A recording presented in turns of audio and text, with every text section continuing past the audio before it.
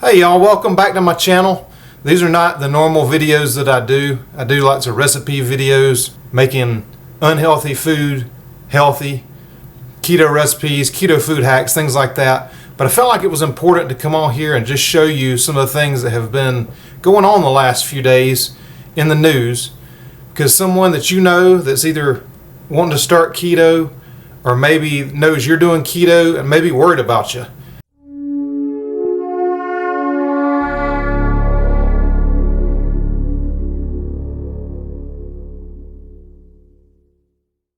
And it's all because this came out just a few days ago.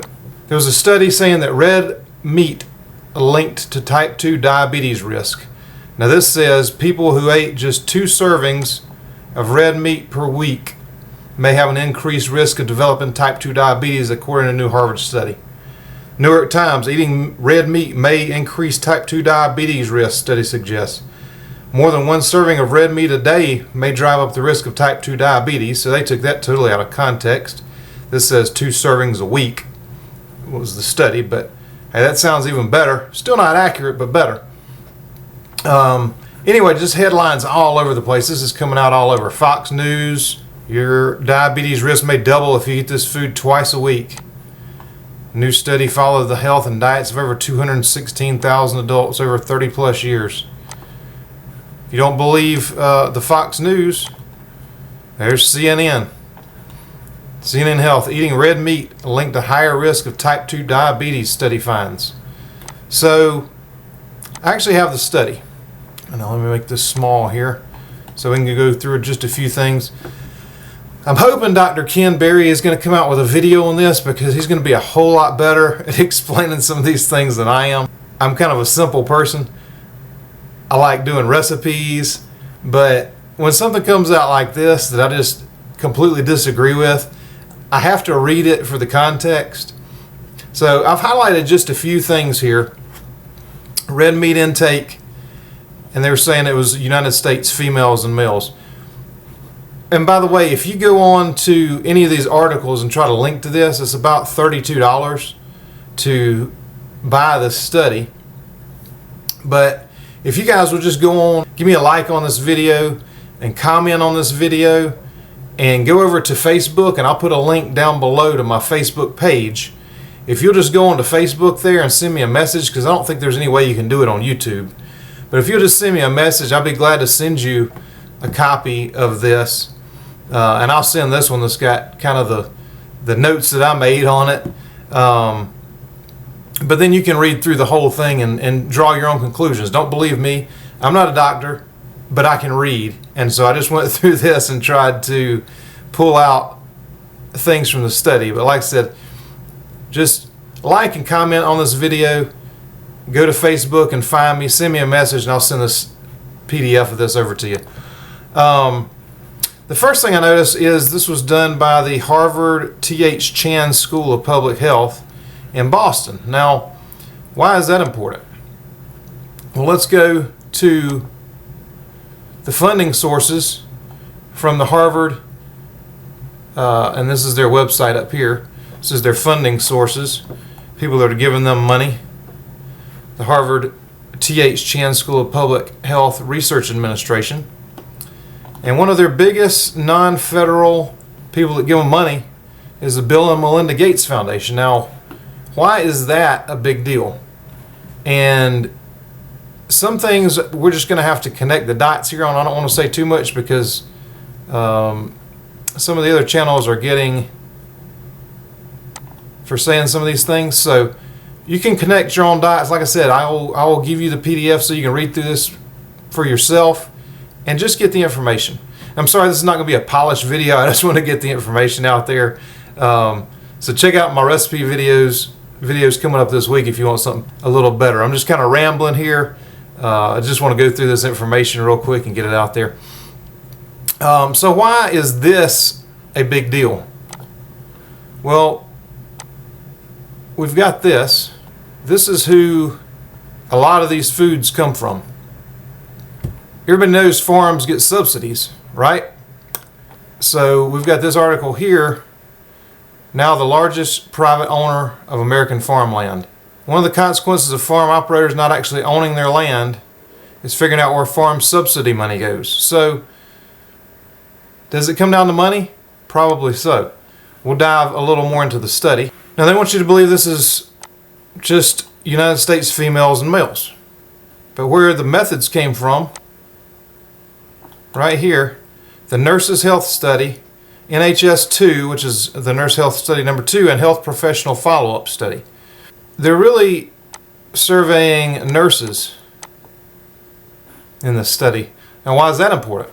Well, according to the National Library of Medicine, which is an official website of the U.S. government, National Institute of Health, Center for Disease Control, the grand mean body mass index of nurses surveyed was 27.2. Almost 54% were overweight or obese. So could that maybe have something to do with the diabetes and not the red meat? Let's dive back into the study. Short-term randomized controlled trials, definitive effects of red meat intake on biomarkers of glycemic control or inflammation have not been seen. So in randomized controlled trials, they haven't been able to find a link, but this study found a link. Now, how is that? And it says here the long-term randomized controlled trials may never be conducted because type 2 diabetes may take decades to develop. So how good is this study?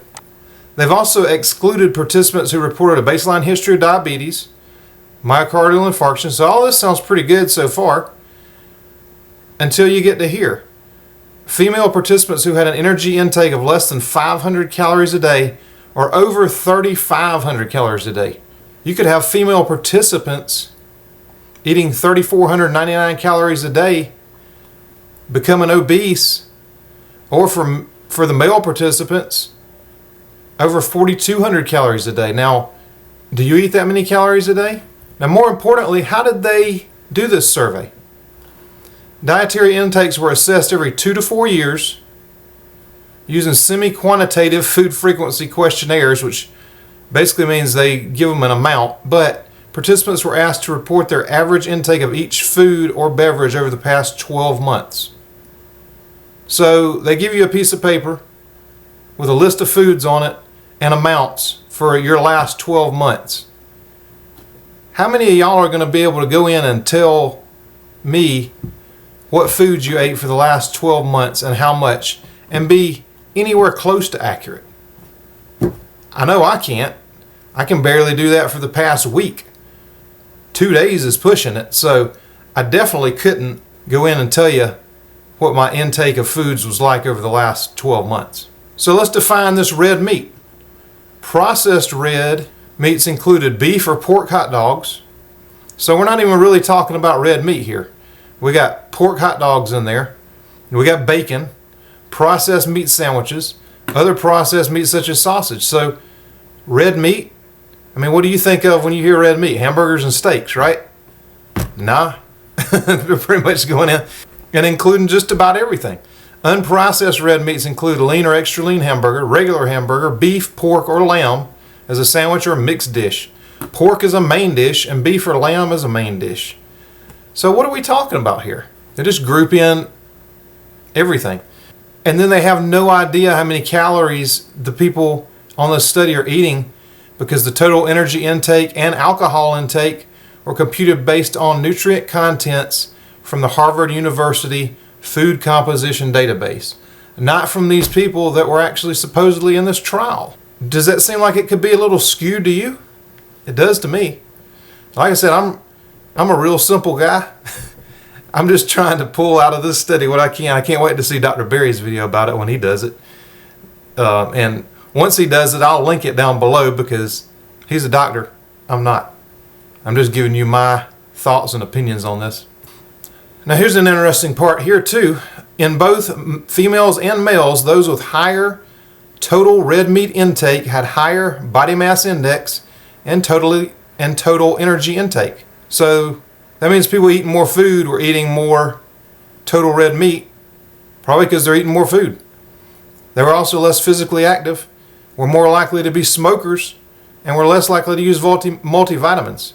So what are we talking about here? We're talking about probably somebody that's going out and getting burgers, fries, and a Coke from McDonald's every day. So is it the red meat? No, it's all the other stuff. And then here's some body mass index numbers. I just thought that was interesting because, as we already determined from the previous information that I pulled up here about the nurses, 54% of them were overweight or obese. So you're talking about a body mass index score of over 30, but yet these are all much less than 30. So you've probably got people with a BMI of 18, and then you've got 36 to 40. You could have morbidly obese participants in this study, and most likely do. So this is what they've come up with here. Intakes of red meat, including both processed and unprocessed red meats, were strongly associated with higher risks of type 2 diabetes with an approximately linear dose-response relationship. What does that mean? The more you eat, the more you get diabetes. But guess what? These weren't people doing keto, eating healthy red meat, bringing their A1C down, reversing type 2 diabetes. These are people that are eating. Dose-response relationship, the more they ate, the more their incidence of diabetes went up. It wasn't because they were following a healthy diet and lifestyle, which could be red meat at every meal without the carbs and all the junk and processed foods. And then the study and the follow-up study were supported by the National Institute of Health. Do a little Googling on that, find out where the money comes from, and follow the money. Now listen, these are just some of the things that I've pulled out of this study so far. There's more I'm working on. I just want to make you aware, if somebody sends you a link or a video about this, just be aware of what's going on here. Read it for yourself. You do all the research. There's a rabbit hole you could go in on this that is deep. I was in it this morning. So, and these are just some of the things I've come up with. There's a lot more. I don't know if y'all even like videos like this. I don't mean to sound conspiratorial, and I definitely don't want to get, but I did want to get this information out there. And I told you I'm going to do a little channel update.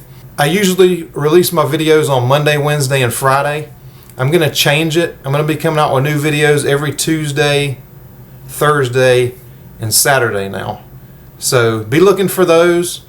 The one Tuesday that's dropping is on a keto, healthy, southern biscuit and gravy recipe. I think y'all are really going to like it. I'm going to put a lot of these links down below, as well as some links to some other things that I found that link back to this study. And please feel free to use this post. Put links in the comment section down below if you find anything relating to this study that may be interesting.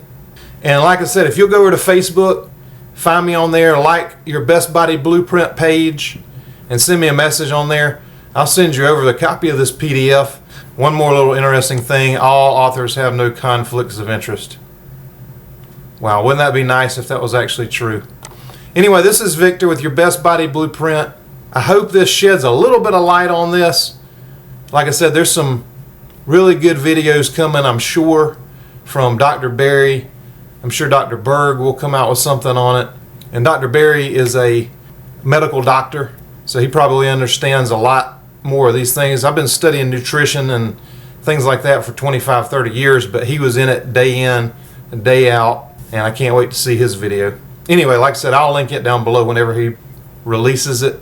If you're not subscribed to my channel and you like recipe videos, not necessarily this one because I don't do these that often, but if something comes out like this, I'll be sure to at least let you know about it.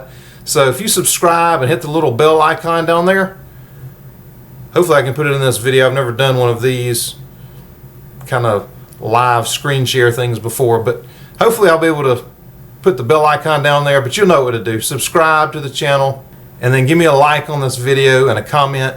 Definitely, if you know somebody that you think this study would benefit, being able to read about this would benefit, or my non-professional explanation of just some of the things that I found on this, make sure you share this with them and just let them know.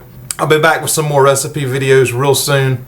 I'll see you in a few days. This is Victor with your Best Body Blueprint, and I'll see you soon.